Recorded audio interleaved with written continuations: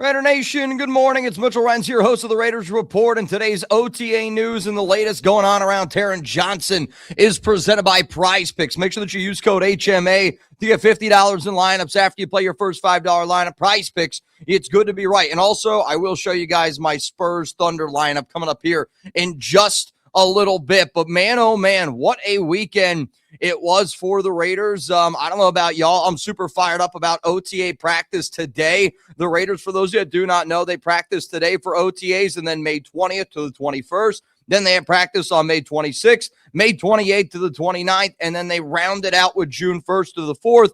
OTA practice, you're allowed 10 days of activities. There's not a lot of hitting. There's no hitting. It's really just 7-on-7s, 9-on-9s, and there's not a lot of physicality that's allowed, but it's a lot of T-shirts. It's a lot of shorts, but it's new teams trying to learn and implement, a lot of this new system. And when we got new head coach Clint Kubiak, I literally wore the shirt today. We're freaking Kubiak, man. I'm fired up for just to get some updates, but we're not the only NFL team out there that begins OTAs today. The Bills, the Cardinals, the Dolphins, who we play week 1, Falcons, Ravens, Steelers, and Titans all also begin today. And, you look at a lot of those situations, new head coaches there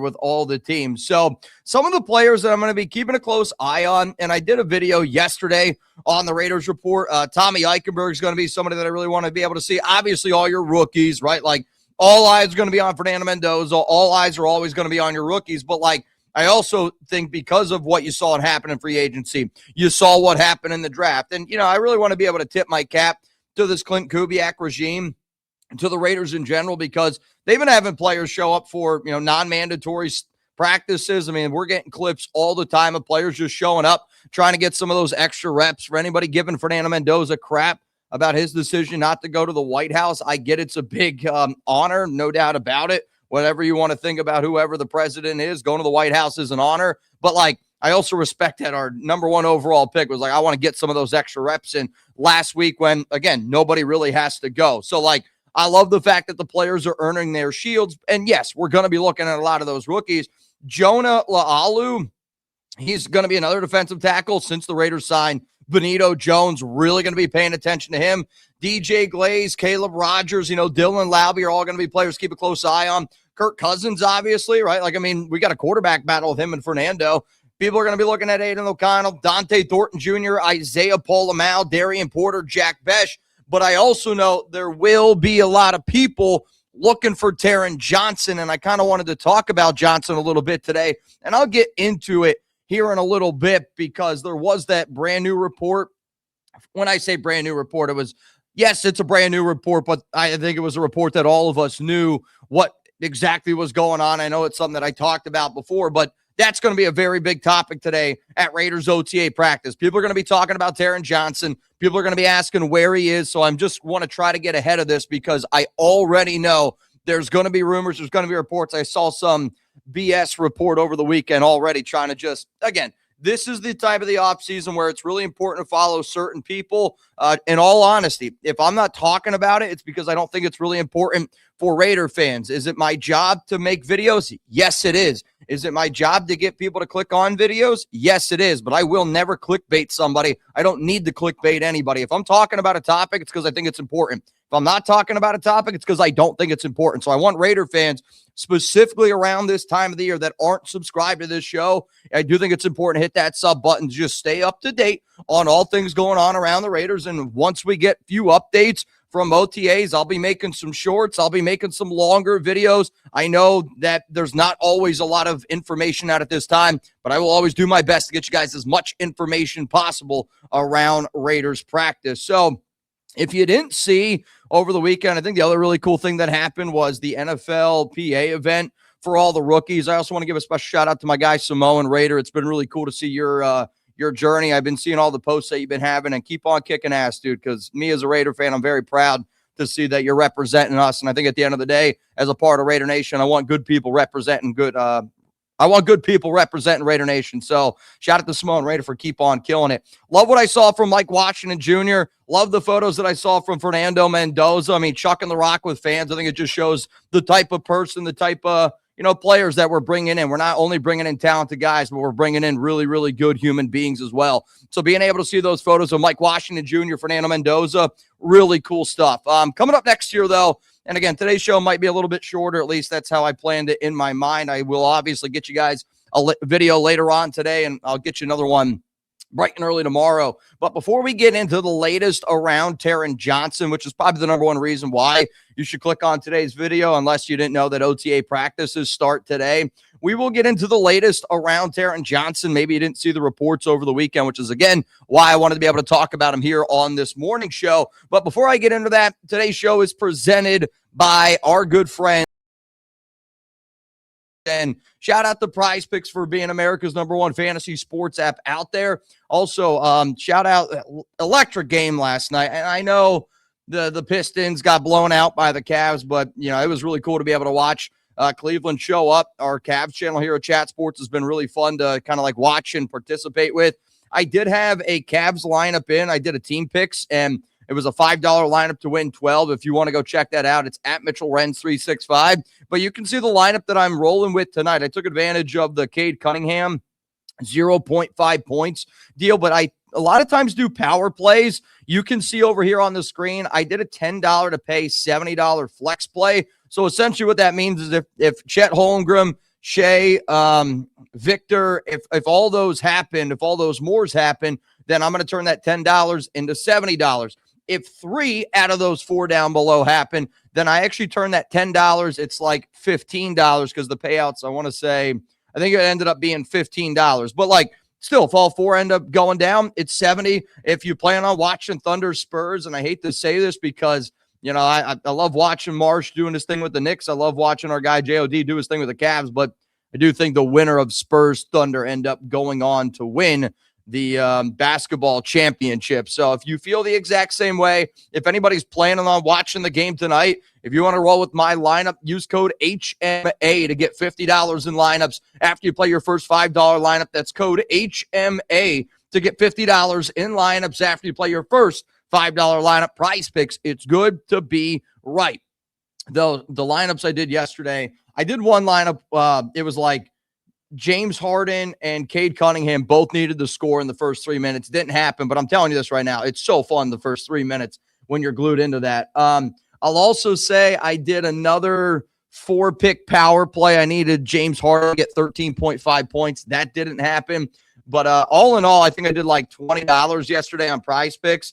I made back most of my money because I took the Cavs to win that game against Detroit. I also took the Spurs tonight against the Thunder, so it's going to be fun. I'm going to be watching. Again, I'm actually going to be hanging out with my buddy. Chuck and I are going over to one of my buddy's houses. We're going to be watching the game. So if you're watching the game, hey, get a PrizePicks lineup in. All right, let's get in now to the latest here around Taran Johnson. And if you didn't see the report from Vincent Bonsignor, Vinny tweeted out over the weekend, per sources, cornerback Taran Johnson's absence at Raiders' voluntary offseason workouts is contract related. The $18 million he's on the books for in 2026 and 2027 is non-guaranteed. Makes sense. He's looking for more security. So I saw that report out there, and I already did make a quick little video. We call them shorts on YouTube, and I gave you guys my 2 cents again. And I essentially was like, I didn't really expect Taran Johnson to show up for non-voluntary workouts because he doesn't have the guaranteed money on his contract. And typically when you're a veteran of 29, 30 years old, and you're kind of in that final, stage of your career and you want to get that extra guarantee, do I want Taran Johnson to show up? Of course I do. I think everybody here wants Taran Johnson to show up. But I think there's also like an expectation. You know what I mean? Like, I love my wife. Do I expect her to pay dinner? No. If she pays for dinner, yes, I absolutely love it. And that's kind of how I look at this situation where I'm like, in a perfect world, yeah, I get it. Taran Johnson, he's going to be able to, show up without the guarantee. He's on a brand new team. And I saw some people like freaking out like, oh, well, we gave up, a pick swap. And we gave up a pick swap for a really good player, a player that was going to get released by the Buffalo Bills. But we decided to swoop in, see the value, and take advantage of it and, go out and get a player that we thought, and I still believe, will end up being a starter for us. So, like, I do anticipate some sort of contract negotiation to be able to happen here for the Raiders, but I just want to put this out there. I don't think Taran Johnson is going to practice today. Now, I will admit, once I saw this report from Vinny, I started reaching out to some of my people just around the weekend, and I was talking to one of my guys yesterday because I was supposed to go to the Raiders Gala. Unfortunately, he had something pop up. I couldn't make it either, and it is what it is. But we kind of got into a tangent yesterday, and I was talking to him a little bit about Taran Johnson, and he was essentially just telling me, like, he has actually told me that he did think that he saw Taran at, like, the Raiders facility a few times this offseason. So, like, again, I got to do a little bit more digging deeper into that because I was trying to talk to him about it. And again, one of my guys was like, I actually think I'm pretty sure Taran Johnson's been at the Raiders facility. He just hasn't been on the field. He hasn't been practicing, but he has been there. So I will try to get more information on that because obviously if he's there in the building, like that's a really big deal. Like, in all honesty, I think it's a much bigger deal than what people are going to go with the story. And the reason why I say this, because I saw Pro Football Rumors. They're on Twitter. They got, over 200,000 Twitter followers. And they tweeted out, the Raiders acquired former Bills cornerback Taran Johnson earlier this offseason, but he has been away from voluntary workouts as he seeks a raise. That's not true at all. So, like, when stuff starts popping out this time of the offseason, people who are fishing and like Pro Football here is, and again, they're not actually looking at the report from Vinny, and they didn't reach out to anybody in regards to the Taran Johnson situation. He's not seeking a raise. He's seeking guaranteed money, and that's a very different conversation. So, like, again, I wanted to do today's video because I saw a bunch of Taran Johnson wants more money, Taran Johnson this. Like, I think if you're a Raiders fan and you're disappointed about how Taran Johnson is handling this offseason, then I don't really think that you've been following the NFL for very long. Like, yeah, again, like, we got to be able to set proper expectations for things that are happening. And if you're upset about Taran Johnson, again, like, I'm literally going to look at it and I'm going to go, you don't know ball. And it's maybe not a fair thing to say, but yes, there are certain things to be worried about. There's other things that aren't, I'm not going to worry about it. If Taran Johnson still isn't showing up to mandatory minicamp June 6th to June 11th, that's your time to get concerned. If you're upset that a veteran who doesn't have any guaranteed money on his contract, he's got a little bit of guarantees, which I actually had to double check this morning because I was like, I thought that he had at least a little bit of guaranteed dollars, and he does have a little bit. But if you're expecting a veteran like this who doesn't have any guaranteed money realistically on his final 2 years of his contract to show up at voluntary things, in a perfect world, yeah, but we clearly don't live in a perfect world. So here's Taran Johnson's contract breakdown. He's got a base salary of 8.1. His guaranteed money this year is 1.175. Cap number is 8.6. Next year, though, is the zero guaranteed dollars, and he's got a cap hit next year of about 10 million. What's kind of difficult, and again, when I talk about contracts, please take everything that I say with a grain of salt. Always try to do your own homework because, truthfully, it's kind of difficult sometimes to understand how contracts work because sometimes there's a lot of things behind, closed doors, blah, blah, blah. But he's got already 3 void years on that contract. So 2028, 2029, 2030 are already, all 3 of those years are void years on his deal. So, like, that's probably going to be Buffalo. They probably already picked up some of that money. The Raiders, they would probably have to pick up some of that money. But if I had to guess, just based on, again, the final $18 million on his contract, if I'm the Raiders, I probably give him, like, I don't know, like $5-6 million guaranteed for this season with some incentives tied in. I don't really think that you're going to get too much guaranteed money in next year's contract because if you're Las Vegas, you kind of want to see how this season ends up playing out. But I do expect Taran to get some sort of guaranteed dollars this offseason. And then probably because he's had some injuries over the past few seasons, you're going to see some incentives tied in there. But again, I don't know if that's something that needs to happen today. I don't know if that's something that needs to happen in the next few days, few weeks. But if he's still not there for mandatory minicamp, June 6th to June 11th, that's when I would say let's start to hit the panic button a little bit on Taran Johnson. But right now, he's not seeking a raise. He just wants guaranteed money. And I don't think it's a big deal at all that he hasn't been there. Now, I did say this, like, was I a little bit worried about the Taran Johnson situation? Yes, I am a little bit worried about it. But in the grand scheme of things, I'm not worried about it. Like, do I think him not getting a graphic on the Raiders website is weird? Like, the Raiders always announce, oh, we signed this guy, we did this, we did that. They haven't done that with Taran Johnson, so like that to me is a little bit weird. When you look at the Trade Stukes pick, I love Trade Stukes. I know the Raiders like Trade Stukes, but did they make that pick? Did they pass on certain players? Did they pass on certain guys because they were like, hey, we know that we have a Taran Johnson issue and we want to get Trade Stukes because he can play free safety. He can also line up in the nickel. He can take advantage of, being better than Isaiah Pola-Mao dropping back, and he can also play nickel. Like maybe that's a reason. I tried to get a lot of information on him yesterday or last week when I made my show, and I couldn't get a lot of information on him. Now I started to get a little bit more over the weekend, but like still there is not a lot out there on him. And then, yes, you look at the contract. He's got $0 million guaranteed next season, only $1.175 million guaranteed for this year. And because he was traded, like there were a lot of rumors around, him getting cut by the Buffalo Bills. And that was one of the reasons why that the Raiders swooped in and, they took advantage of it. The reasons, though, why I'm not worried, he's not somebody that's very active on social media. Like fans keep on going, well, he hasn't posted anything about Raiders related. It still looks like he's a member of the Buffalo Bills. Like, my bad. I know I keep on playing around with it. Giggity. His last IG post was May 3rd, and he said, God has other plans for me. Much love always, Buffalo. So, like, again, this isn't somebody that's posting a lot. His last tweet was in 2021. So, like, I get fans that watch this show and fans in general that are watching now. Like, you're probably a little bit more active on social media than some of these other players are out there. But, like, if a guy's not active on social media, I don't think it's fair to, like, judge what he does or does not do on social media because, again, I'm not too worried about it. I didn't expect him at practice. Again, that's another reason why I'm not going to get too much on it. I think I've already made my points there. The other reason, though, like, relationships matter in this league.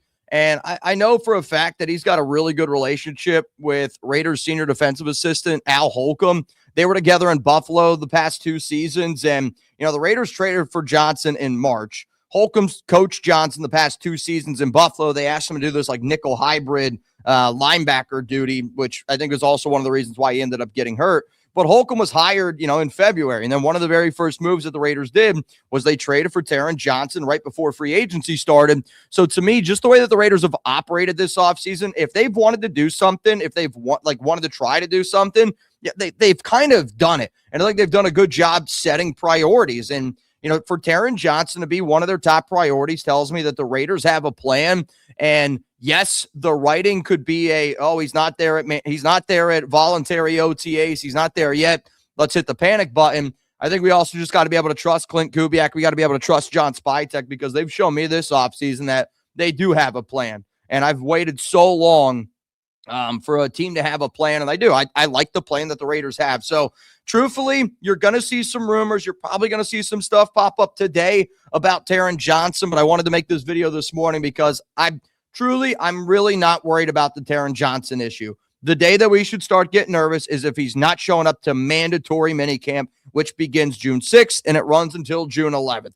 Still don't got anything then yes, that's cause for concern. If more updates, if more news come out, if Taran Johnson, makes this a bigger deal or whatever, then yeah, we're going to change our tune. But right now, I'm going to be clear. I'm not really all that worried about it. I'm not.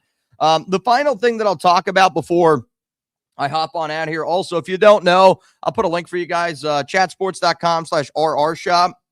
I've been sipping my coffee this morning. If anybody wants a Raiders coffee mug, they're right there with the pint glasses as well. Obviously, anything that I'm wearing, chatsports.com/RR shop is how you're going to be able to get it. So the final thing that I look for during Raiders OTAs minicamp, again, I've covered the team for, it's kind of crazy, almost 10 years now at this point. But you also got to think about, and I always write this down, and I write stuff down like this because this is also an important time to see who visits the Raiders. Like, are they trying out more players? Like, yes, last week the Raiders brought in Benito Jones, and Jonah Laulu is definitely going to have to step it up. And I think that should light a fire a little bit underneath his butt. Taka Hemingway, JJ Pegues, as well as that. But another thing that you have to look at is think about March reports, think about April reports, think about players that the Raiders brought in for visits. And one of the names that's piquing my mind is Najee Harris. Najee Harris was brought in for a workout earlier this offseason. The Raiders clearly have a interesting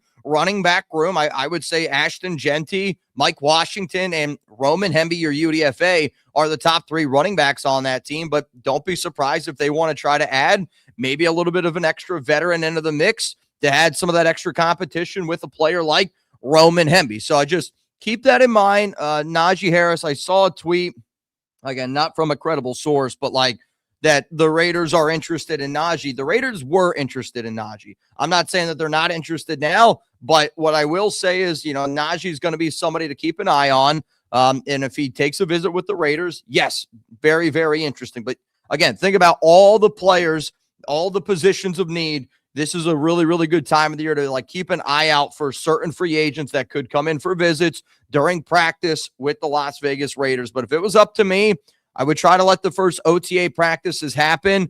And then if I feel like I need to make an adjustment and an addition, especially like a veteran like Najee, who's still recovering. I saw some videos of him. He looks good. But he's still recovering. To me, I'm not making a veteran signing of that probably until after OTAs. I would at least want to see what our coaching staff looks like with the players that we have now. If there's an obvious need, an obvious player that's not, going to be able to cut it, then, that's a different conversation. But I would still like for some of our younger running backs to at least give them a shot to see what they can do. And then if it doesn't look good, then you kick the tires on a guy potentially like Najee Harris. All right, y'all. I'm hopping on out of here. Like I said, I'll get you guys another video once we get some information out on Raiders practice today. And then tomorrow, I will be live on the Raiders Report, 4 p.m. Eastern Time, 1 p.m. Pacific. If you don't know, our Madden season has begun. I will do another Madden game on Thursday, and I will do another Madden game on Friday for Raiders Friday Happy Hour. Enjoy your Monday. Obviously, this is a fun time of the year. We get practices rolling again. And like I said, I will do my best today to keep you guys up to date on all things that are going on around the Las Vegas Raiders.